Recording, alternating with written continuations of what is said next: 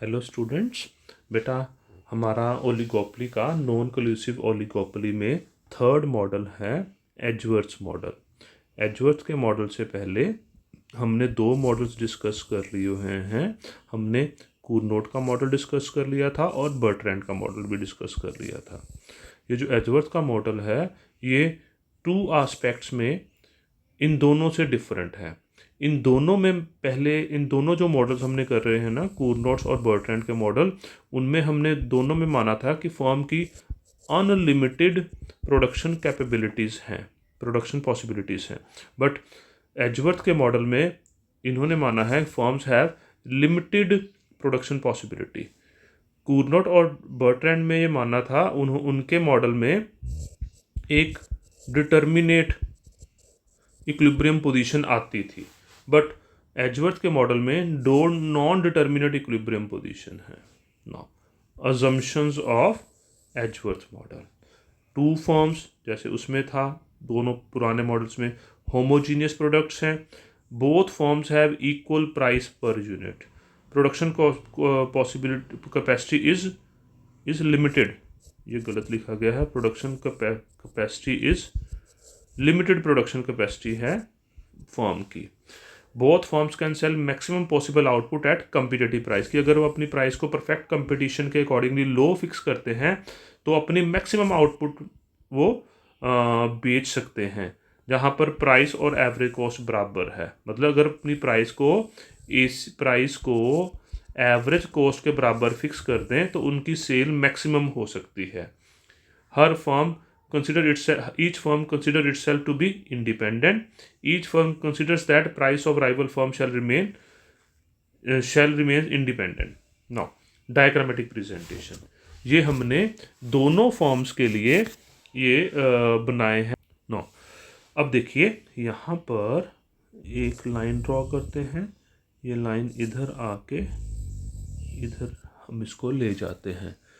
ये इसको point P, this is point K, this is point K1, this is point N, this is point N1।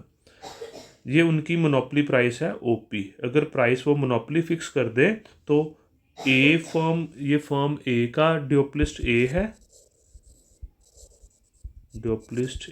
है और ये ड्यूप्लिस्ट B है।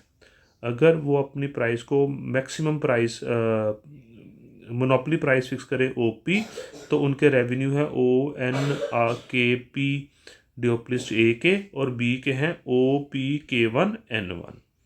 और अगर अपनी प्राइस को वो एवरेज कॉस्ट के बराबर फिक्स कर दे, यानी कि प्राइस को इतना फिक्स कर दें, OS प्राइस फिक्स करे, तो ड्यूप्लिस्ट A can sell maximum output of OM, B OM1 को सेल कर सकता है, और A के जो रेवेन्यू है वो है OMZS और B के रेवेन्यू है OSZ1M1। ठीक है, ये मोनोपोली प्राइस है OP और OS उनकी कम्पिटिटिव प्राइस है।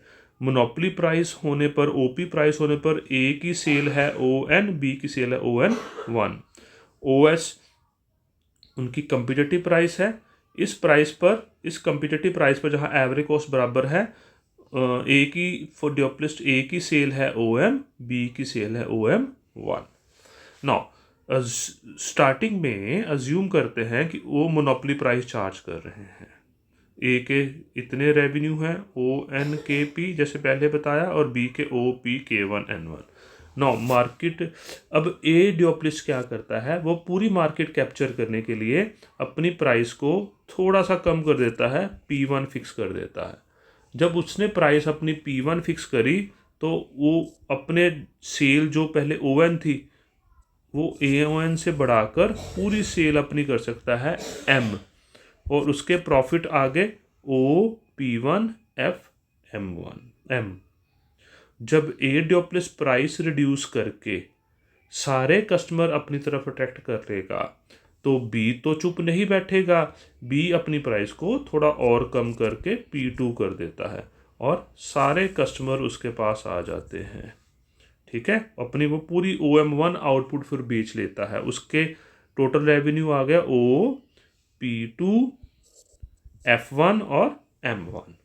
तो फिर बी ने जब प्राइस रिड्यूस की तो फिर ए भी करेगा, ए अपनी प्राइस को और करेगा। तो ये प्राइस कटिंग का प्रोसेस जो है वो चलता जाएगा जब तक वो दोबारा ओएस प्राइस पर रुक नहीं जाते, कम्पिटिटिव प्राइस पर रुक नहीं जाते। इससे नीचे प्राइस नहीं गिर सकती क्योंकि यहाँ पर एवरेज कॉस्ट के बराबर है। तो अब इस प्राइस कटिंग में धीरे धीरे नीचे आते आते वो ओएस प्राइस पर पहुंच जाएंगे जहां पर उनको सिर्फ नॉर्मल प्रॉफिट हो रहे हैं।